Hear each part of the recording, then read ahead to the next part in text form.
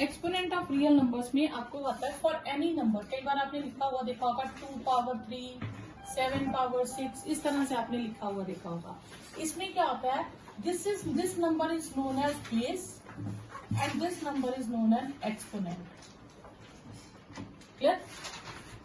तो ये बेस है, ये उसका एक्सपोनेंट है, यानी कि 6th पावर ऑफ 7 को 6 टाइम्स लिखेंगे। अब इसमें आपके जो लॉज आएंगे, जो आपने ऑलरेडी सीखे हुए वही लॉज है। Laws x raise to power a into x raise to power b में क्या हो जाएगा, x raise to power a plus b. x raise to power a divided by x raise to power b में क्या हो जाएगा, x raise to power a minus b. जब दो बेसिस सेम है, बेसिस आर सेम, डिवाइड का sign है, तो पावर्स क्या होंगी, सब्ट्रैक्ट होंगी।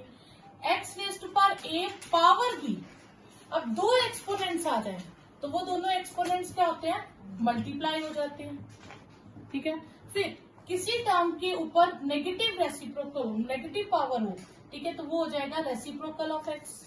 नेगेटिव पावर को क्या लिखते हैं, रेसिप्रोकल। इसी में आ जाता है x प्लस अपॉन y की पावर नेगेटिव हो तो हम उसे क्या लिखते हैं, y अपॉन x। ठीक है, फिर उसके बाद आपके पास आ जाएगा कि x power a into y power a, दो बेसिस डिफरेंट है पर पावर सेम है, तो उस केस में हम क्या करते हैं, हम बेसिस को मल्टीप्लाई कर देते हैं, पावर 1 कर देते हैं, और उस केस में हम ब्रैकेट यूज करते हैं। क्यों? क्योंकि ब्रैकेट यूज करोगे तो ये दोनों की रहेगी। कई बार बच्चे यहाँ गलती कर देते हैं, x power a into y power a करते हैं, x y पावर a कर देते हैं। तो जब आप ब्रैकेट नहीं लगाओगे तो वो y a पावर सिर्फ y की ही होगी। ठीक है, फिर नेक्स्ट है आपके पास x पावर a इंटू आपके पास आ जाएगा एनीथिंग पावर 0 इज 1। किसी भी टर्म के ऊपर 0 पावर होगी तो आप उसको क्या लिखोगे, 1। अब वो 0 पावर क्या हो सकता है, a b c power 0, base में कुछ भी हो जिसकी पावर में 0 है, दैट नंबर विल बी 1। और ये नॉन जीरो होना चाहिए, 0 पावर 0 नहीं होनी चाहिए। ठीक है, एनी नंबर पावर 0 इज 1।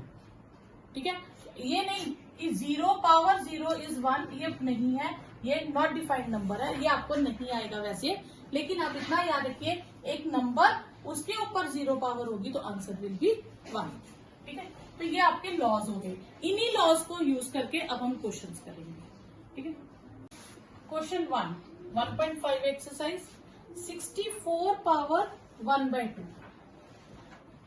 तो हम 64 को क्या लिख सकते हैं, 8 का स्क्वायर लिख सकते हैं। आप कहोगे मैम 64 को 4 का क्यूब भी तो लिख सकते हैं। ठीक है, हमें देखना है अपॉन में कितनी, फ्रैक्शन में क्या है। फ्रैक्शन में 2 है तो मैंने इसको 8 स्क्वायर में लिखा, तो ये 2 कट गया, आंसर विल बी 8। ठीक है, अगर यहीं पे कोई और पावर होती 64 का तो फिर मैं वो लिखती 32 की पावर 1/5। तो 32 के क्या फैक्टर्स बनेंगे, 2 पावर 5 की पावर 1/5। एक पावर अंदर है और एक पावर बाहर है। जब एक हाँ, प्राइम फैक्टराइजेशन से ही ये फैक्टर्स निकलेंगे बच्चा। ठीक है, तो 5 और 1/5 को जब हम मल्टीप्लाई करेंगे, पावर जब आप मल्टीप्लाई करते हो तो ये कट जाएगा, तो आपके पास क्या बचेगा, 2 raise to power 1 that is 2। ठीक है, नेक्स्ट है आपके पास 125 की पावर 1/3। 125 की पावर 1/3। अब 3 है, इसकी प्राइम फैक्टराइजेशन करेंगे तो ये क्या आ जाएगा, 5 का क्यूब और उसकी पावर 1/3। इस बार 3 और 1/3 को मल्टीप्लाई करेंगे तो कट जाएगा, तो कितना बचेगा आपके पास, 5 पावर 1 दैट इज 5। ठीक है, 9 पावर 3/2। 9 को क्या लिख सकते हैं, 3 स्क्वायर अपॉन इंटू 3/2। तो एक पावर अंदर है और एक बाहर है, तो ये हो जाएगा 2 इंटू 3/2। 2 कट गया, तो 3 की पावर कितनी बची, 3। तो 3 का क्यूब क्या हो जाता है, 3 को 3 बार मल्टीप्लाई करें तो it will be 27। Second part है आपके पास 32 की पावर 2/5। तो 32 को हम क्या लिख सकते हैं, 2 पावर 5 कि पावर 2/5, तो 2/5/2/5, 5 कट गया, 2 स्क्वायर, कितना आंसर आ गया 4। नेक्स्ट है 16 की पावर 3/4। 16 को क्या लिख सकते हैं, अब 4 का स्क्वायर भी लिख सकते हैं।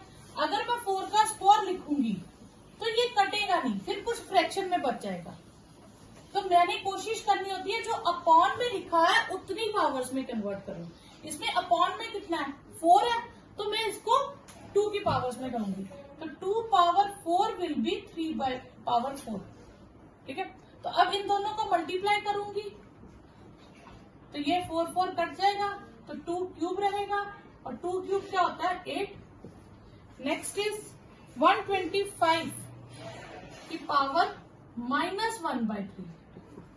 क्लियर, 125 को क्या लिखेंगे 5 क्यूब और पावर -1/3, 5 3 इंटू -1/3, 3 कट गया, तो 5 की पावर कितनी बची -1।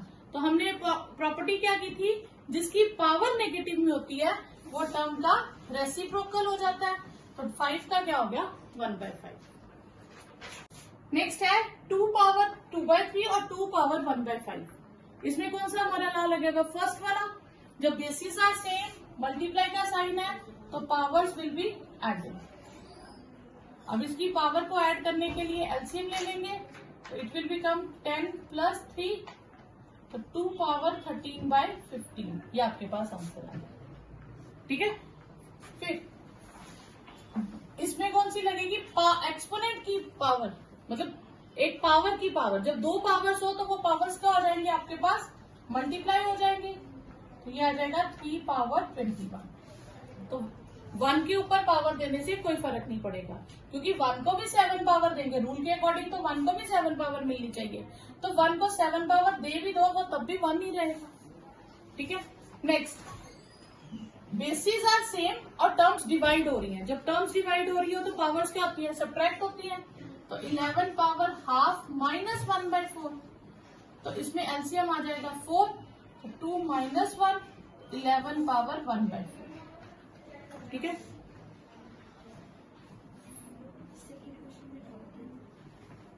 बेसिस डिफरेंट है, पावर सेम है। जब पावर सेम हो तो हम पावर कॉमन ले लेंगे और बेसिस मल्टीप्लाई हो जाएंगे। ये डेसिमल नहीं है बच्चा, ये मल्टीप्लाई है।